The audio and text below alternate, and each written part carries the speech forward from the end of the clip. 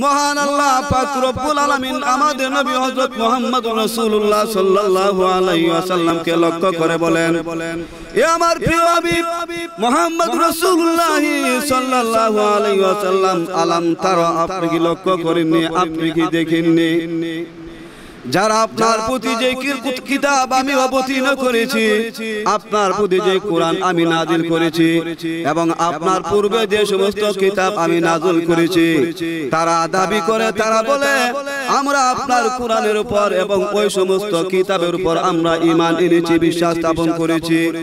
তারা ঈমান এবং বিশ্বাস স্থাপন করার পরেও তারা তাদের বিচার বিভাগকে, তারা তাদের মামলা মুকদ্দমাকে, তারা তাদের বিষয়কে তারা ইলা তাগুত, তারা তাদের শয়তানদের কাছে নিয়ে যায়, তারা তাদের শত্রুদের কাছে নিয়ে যায়। অথচ আল্লাহ রাব্বুল আলামিন বলেন, যারা শয়তান তারা হলো তোমাদের চিরশত্রু, যারা শয়তান তারা হলো তোমাদের চিরশত্রু। ওয়ায়ুরিদুশ শাইতানু আইয়ুদিল্লাহুম দালালাম বাঈদা, শয়তান চায় তোমাদেরকে পথভ্রষ্ট করতে, তোমাদেরকে গুমরাহ করতে এবং তোমাদেরকে সৎপথ হইতে, সঠিক রাস্তা হইতে দূরে রাখতে। শয়তান তোমাকে সত্যের রূপে থাকতে দেয় না, তাদের কাজ হইল তোমাদেরকে পথভ্রষ্ট করা, গুমরাহ করা। সে আয়াতের শানে নুজুল, সে আয়াতের শানে নুজুল সম্পর্কে আল্লামা কাজী সানাউল্লাহ পানিপতি রহমাতুল্লাহি আলাইহি তার তাফসীরের কিতাব তাফসির মাজহারিতে লেখেন। এছাড়া তাফসির মারিফুল কোরআনে লেখেন। আরেকটা গ্রন্থের নাম হলো লুবানুল লুকুন ফি নুজুলে আসবাব। এই কিতাবের 56 পৃষ্ঠায় উল্লেখ করা হয়, এই কিতাবের 56 পৃষ্ঠায় উল্লেখ করা হয়, একজন ইহুদি আর একজন মুনাফিকের মধ্যে ঝগড়া হয়েছিল। কিন্তু তাদের দাবি ছিল, মুনাফিকের দাবি ছিল, সেই দাবিকে মীমাংসা করার জন্য, সেই কলহ, সেই দ্বন্দ্বকে মীমাংসা করার জন্য আমি কাব ইবনে আশরাফ, ইহুদিদের ধর্মযাজক কাব ইবনে আশরাফের নিকট যাব।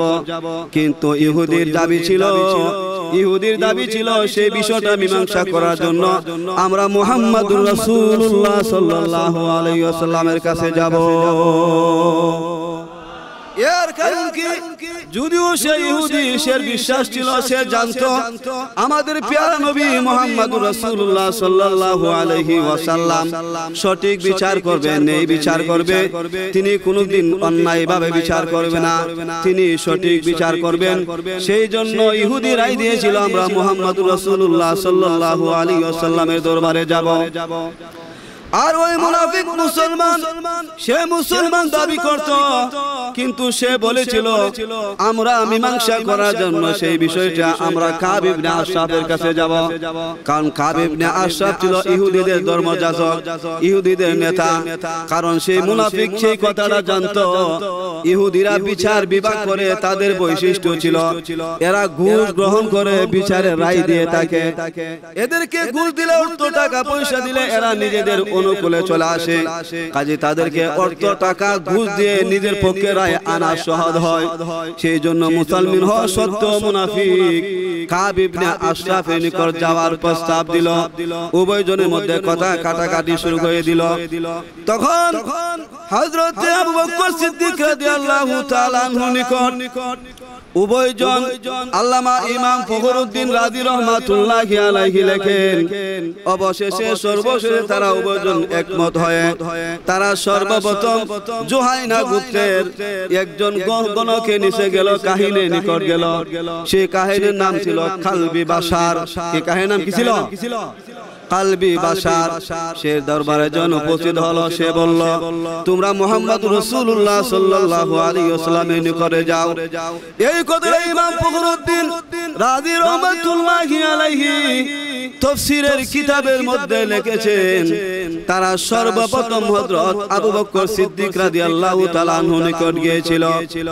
এছাড়াও ইমাম কাজী সানাউল্লাহ পানিপতি রহমাতুল্লাহি আলাইহি বলেন যে না, তারা সর্বপ্রথম হযরত মুহাম্মদুর রাসূলুল্লাহ সাল্লাল্লাহু আলাইহি ওয়াসাল্লামের নিকট গিয়েছিল। উভয়জন যখন একত্র হয়ে উভয়জন ঐক্যমত হয়ে তাদের সেই বিচারকে মীমাংসা করার জন্য তারা হযরত রাসূল করিম সাল্লাল্লাহু আলাইহি ওয়াসাল্লামের নিকট গেল। উভয়জন গিয়ে যখন তাদের উভয়জনের বক্তব্য রাসূলের দরবারে পেশ করলেন, তখন রাসূল দেখতে পারলেন যে অন্যায় হইল মুনাফিক মুসলমানের আর ন্যায় হইল ইহুদি। এই জন্য রাসূল ইহুদির পক্ষে রায় দিয়ে দিয়েছেন। জোরে কোন সুবহানাল্লাহ। আমরা হলে কি কইলাম, আমরা দেশের সরদার নেতা বা নিজের গোষ্ঠীর লোক হলে বলে আরে সে তো মুসলমান, সে তো আমার দলের, সে তো আমার দলের। এই জন্য দেখবেন এক দল আরেক দলকে মন্দচারী করে, এক দল আরেক দলকে গালাগালি করে। নিজের দলের মানুষ যদি মন্দ কাজ করে এটা কিন্তু কয় না। যে কোনো দল হোক, নিজের দলের মানুষ যদি গালমন্দ করে, অন্যায় করে, সে অন্যায়টাকে বেশি তারা দেখে না। আর নিজের প্রতিপক্ষ বিরোধী দলের লোক যদি কি করে অন্যায় করে, এটা অন্যায় করার আগে সবাই এটার মধ্যে দরিয়া ফেলে। ঠিক কিনা কথাটা? কারণ রাসূল তো সেখানে বলতে পারতো মুসলমান তো আমার দলের লোক, সেই ইসলাম ধর্ম গ্রহণ করার লোক, তার পক্ষে রায় দিয়ে যে না, বিচার কাউকে ছাড় দেয় নাই, হক বিচার সবার জন্য সমান, হোক না সে মুসলিম, হোক না সে ইহুদি, হোক সে খ্রিস্টান, হোক সে নাসারা, সে যে কোনো দলের হতে পারে, অন্যায় কাউকে ছাড় দেয়। এই জন্য রাসূল কি করলেন, ইহুদির পক্ষে রায় দিয়ে দিলেন। দরবারে নববী থেকে বের হয়ে ওই মুনাফিক মুসলমান ইহুদিকে জড়িয়ে ধরে বলে, রে ইহুদি, সেই বিচার আমি মানতে রাজি নই রে, সেই বিচার আমি মানব না। চলো সানি বিচারের জন্য আমরা আবু বকর সিদ্দিক রাদিয়াল্লাহু তাআলা আনহুর দরবারে যাই। ইহুদি বাধ্য হলো, ইহুদি সম্মত হয়ে উভয়জন একত্র হয়ে মিলে উভয়জন হযরত আবু বকর সিদ্দিক রাদিয়াল্লাহু তাআলা আনহুর দরবারে চলে যান। হযরত আবু বকর সিদ্দিক রাদিয়াল্লাহু তাআলা আনহু উভয়জনের বক্তব্য শুনে আবু বকর সিদ্দিক রাসূল যে রায় দিয়েছিলেন, হযরত আবু বকর সিদ্দিক রাদিয়াল্লাহু তাআলা আনহু ইহুদির পক্ষে রায় দিলেন। জোরে কোন সুবহানাল্লাহ। আবু বকর সিদ্দিক রাদিয়াল্লাহু তাআলা আনহু নিকট থেকে বের হয়ে ইহুদি আবার ওই মুনাফিক মুসলমান ইহুদিকে আবার জড়িয়ে ধরে বলে, রে ইহুদি, সেই বিচারও মানতে আমি রাজি নই, চলো সালেহ বিচারের জন্য, তৃতীয় বিচারের জন্য আমরা উমর ফারুক রাদিয়াল্লাহু তাআলা আনহু দরবারে যাই। ইহুদি বাধ্য হয়ে গেল উমরের দরবারে মীমাংসা করার জন্য, সালেহ বিচারের জন্য যাইতে। উভয়জন একত্র হয়ে হযরত উমর ফারুক রাদিয়াল্লাহু তাআলা আনহু দরবারে চলে যান। ইহুদি সর্বপ্রথম উমর ফারুক রাদিয়াল্লাহু তাআলা আনহুকে বলেন, হে উমর, আমরা উভয়জন আমাদের বিষয়টাকে ঝগড়াটাকে মিটানোর জন্য, মীমাংসা করার জন্য, সমাধান করার জন্য, সংশোধন করার জন্য সর্বপ্রথম হযরত রাসূল আকরাম সাল্লাল্লাহু আলাইহি ওয়াসাল্লামের দরবারে গিয়েছিলাম। আল্লাহর রাসূল আমার পক্ষে রায় দিয়েছেন। তখন উমর ফারুক রাদিয়াল্লাহু তাআলা আনহু মুনাফিক মুসলমানকে জিজ্ঞাসা করেন, কথা কি সত্য, তোমরা কি রাসূলের দরবারে গিয়েছিলে? আল্লাহ রাসূল কি ইহুদির পক্ষে রায় দিয়েছে? মুসলমান মুনাফিক বলে, হ্যাঁ, আল্লাহ রাসূল ইহুদির পক্ষে রায় দিয়েছে। এবার উমর ফারুক রাদিয়াল্লাহু তাআলা আনহু বলেন, তাহলে একটু অপেক্ষা করো, আমি ভিতর থেকে চলে আসি। হযরত উমর ফারুক রাদিয়াল্লাহু তাআলা আনহু বাড়ির ভিতরে চলে গেলেন। বাড়ির ভিতরে যাইয়া তরবারি হাতে নিয়ে বের হয়ে আসলেন। বের হয়ে আসিরা সেই মুনাফিক মুসলমানকে উমরের তরবারি দ্বারা দ্বিখণ্ডিত করে দিয়ে বললেন, এরে মুসলমান মুনাফিক, জানিয়া রাখো, যে ব্যক্তি আল্লাহ এবং তার রাসূলের মীমাংসা মানে না, যে ব্যক্তি আল্লাহ এবং তার রাসূলের ফয়সালা মানে না, যে ব্যক্তি আল্লাহ এবং রাসূলের সমাধান মানে না, আমি উমর তার বিচার এইভাবে তরবারি দ্বারা করিয়া থাকি। একেবারে দ্বিখণ্ডিত করে ফেলে দিলেন। তখন যেহেতু এইভাবে যখন দ্বিকুণ্ডতি করে ফেলে দিলেন, তখন মুসলমান মুনাফিকের পক্ষ থেকে উমরের বিরুদ্ধে একটি কেস দায়ের করা হয় আল্লাহ রাসূলের দরবারে।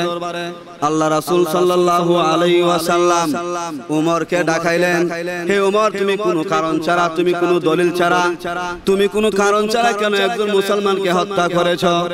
উমর ফারুক রাদিয়াল্লাহু তাআলা আনহু বলেন, ইয়া রাসূলুল্লাহ, ইয়া হাবিবাল্লাহ, আল্লাহ নবী গো, আপনার সামনে আমার সমস্ত ধন সম্পদ কুরবান করে দিলাম, আপনার সামনে আমার মাতা পিতা কুরবান করে দিলাম, আপনার ভালোবাসার সামনে আমি উমরের গোটা জীবনকে কুরবান করে দিলাম। ওগো আল্লাহর রাসূল, যে ব্যক্তি আপনার ফয়সালা মানে না, তার বিচার আমি উমর তলোয়ার দ্বারা করিয়া থাকি। রাসূল করিম সাল্লাল্লাহু আলাইহি ওয়াসাল্লাম হযরত উমর ফারুক রাদিয়াল্লাহু তাআলা আনহুকে বলেন, হে রে উমর, দলিল ছাড়া কোনো মুসলমানকে হত্যা করা যাবে না। তুমি অন্যায়কার বলে সাব্যস্ত হবে, তুমি নেই বলে নেইকার বলে সাব্যস্ত হবে না। এমন সময় আমার আল্লাহ রাব্বুল আলামিন হযরত জিবরাইল আলাইহিস সালামকে আল্লাহ রাসূলের দরবারে পাঠাই দিলেন।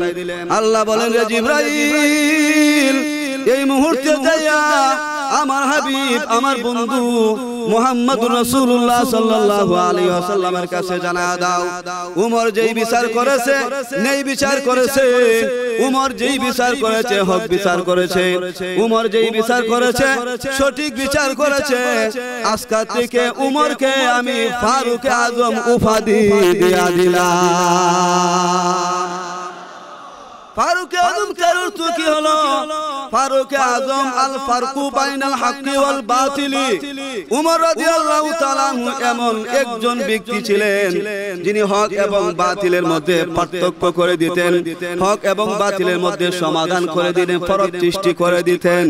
জিবরাইল আলাইহিস সালাম আসিয়া নবীকে বলেন, ইয়া রাসূলুল্লাহ, ইয়া হাবিবাল্লাহ, ওগো আল্লাহর নবীজি, আমার আল্লাহ আপনাকে আমাকে আপনার দরবারে পাঠাইছে, আপনার উমরকে আল্লাহ পাক ফারুক আজম উপাধি দিয়েছে। তাহলে উমর নির্দোষ, উমরের কোনো কি নাই, দোষ নাই। উমর রাদিয়াল্লাহু তাআলা আনহু যেই বিচার করেছে সঠিক বিচার করেছে।